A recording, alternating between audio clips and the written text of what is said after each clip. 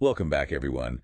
Ready for another deep dive. Absolutely. Always ready to jump into the latest happenings. You guys have sent in a really interesting mix of stuff this time, so let's see what we can unpack.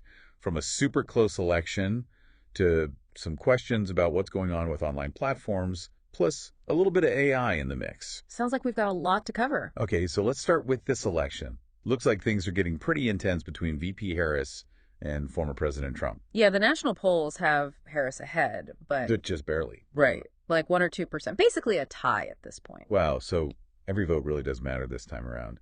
And I'm seeing a lot about Pennsylvania being a key state to watch. Pennsylvania is a classic example of what we call a battleground state. You see, because of the way our electoral college system works, Yeah. there are these handful of states where the vote is expected to be super close. And those states often end up deciding the whole election. And right now, at least according to the polls, Trump has a slight lead in Pennsylvania. So what does all this mean for those of us following along at home? Well, in the next few weeks, I think you can expect a lot of campaign activity, a lot of messaging coming your way, especially in those battleground states. So it's going to be a lot to take in. It is, which is exactly why it's so important to stay informed, Hmm. keep an eye on what's happening, and really try to think critically about the information that's coming at you. Basically, it's like a political obstacle course out there. You got to be ready to navigate all the twists and turns. Okay, so speaking of information battlegrounds, let's move on to the online world. Seems like YouTube's been in the hot seat lately, especially after that Joe Rogan interview with, well, you guessed it, Donald Trump. Oh, yeah, that interview got a ton of views, like 35 million. 35 million. Yeah. But a lot of people were saying it was really hard to find on YouTube, which obviously led to a lot of accusations that they were trying to bury it. Right, like some kind of censorship going on. Exactly. Of course, YouTube's claiming it was just a technical glitch. A technical glitch. Right in the middle of this super tight election. I don't know about that. It does make you wonder, right? How much power do these platforms really have? And how much should they have, especially when it comes to stuff that's this politically charged? Yeah, it's a big question. And it's something to think about the next time you're scrolling through your YouTube feed. Okay, so from the world of tech and politics, our sources are now taking us to the music scene. And it looks like there's some serious legal drama unfolding. There is. We're seeing some really heavy allegations against Sean Diddy Combs. I'm talking about accusations of sexual misconduct, even sex trafficking and racketeering. Pretty serious stuff. Wow, that's tough. Yeah, and these charges have obviously sent shockwaves through the entire music I industry. mean, this isn't just some celebrity gossip, right? This goes way deeper than that. Absolutely. This whole situation really forces us to confront some tough questions. Questions about power, about accountability, and not just for Diddy himself, but for the entire entertainment industry as a whole. Like, how do we create a culture where these kinds of things aren't tolerated? How do we make sure that people feel safe coming forward, that their voices are actually heard?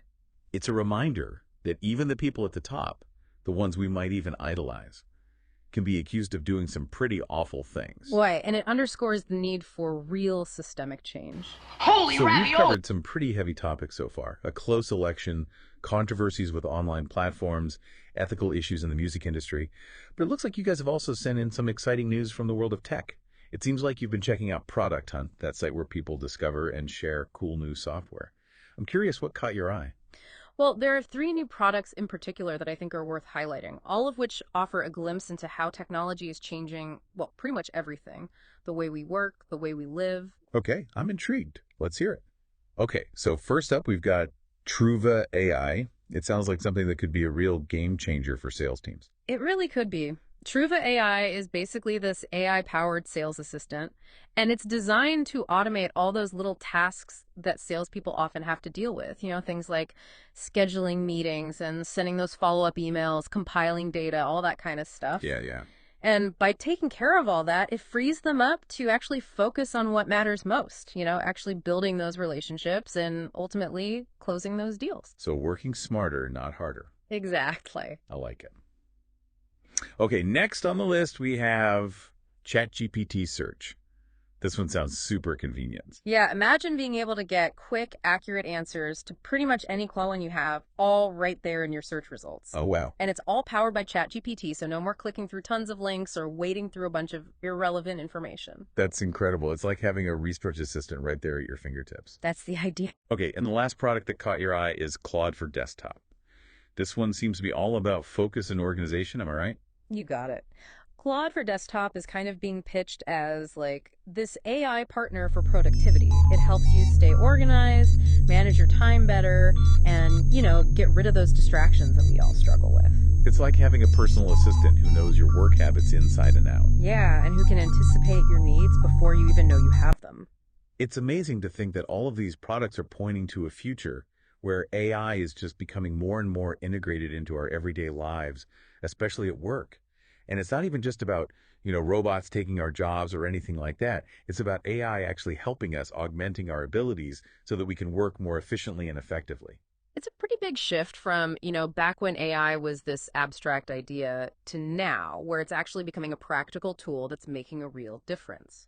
And it makes you wonder, what does this mean for the future of work itself? Like, what skills are going to be most valuable in a world where AI can take care of so many of the tasks that we do today? That's a great question. And it suggests that we might need to shift our focus towards skills that are uniquely human. Things like creativity, critical thinking, the ability to solve problems, emotional intelligence, and those all important relationship building skills. It sounds like adaptability and the willingness to learn are going to be more important than ever. Absolutely. Okay, so our next source takes us from the world of tech into the world of art.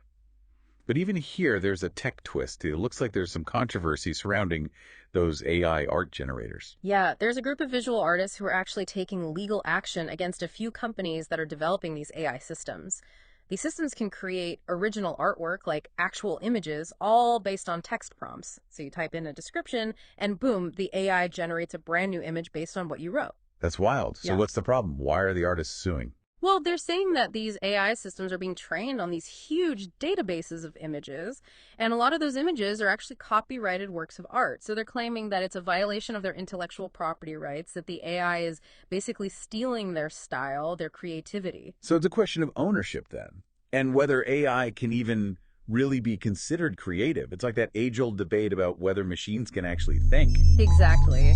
And the artists are also worried that these AI tools are going to devalue human artistry, that it's going to put them out of work. That's a valid concern. Of course, the companies that are developing these AI tools, they're probably going to argue that they're just creating new technology that's opening up new possibilities for creative expression. It's a tough one, a really complex issue with no easy answers. And it brings up some pretty fundamental questions about creativity itself, like what does it even mean to be an artist in this digital age? What's the role of technology in all of this? It really makes you think, doesn't it?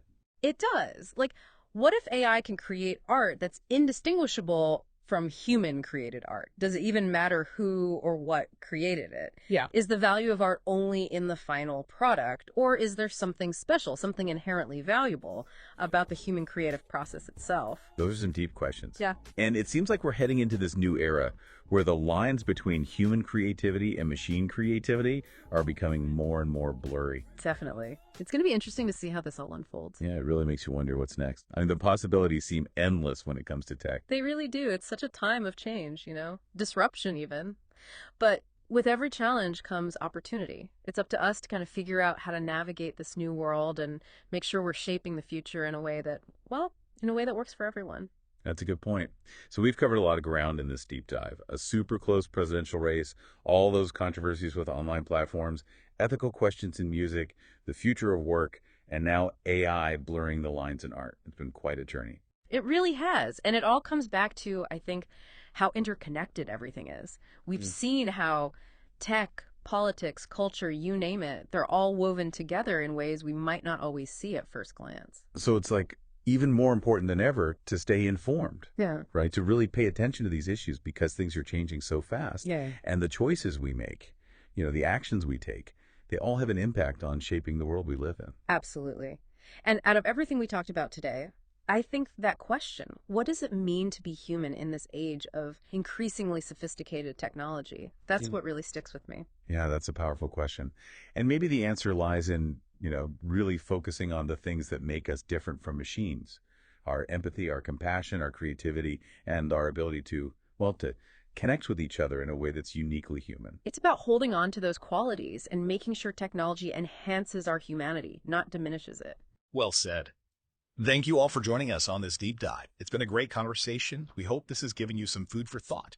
Keep exploring these ideas, keep asking those tough questions, and stay engaged with what's happening around you because the future is being written right now. And we all have a role to play in shaping it.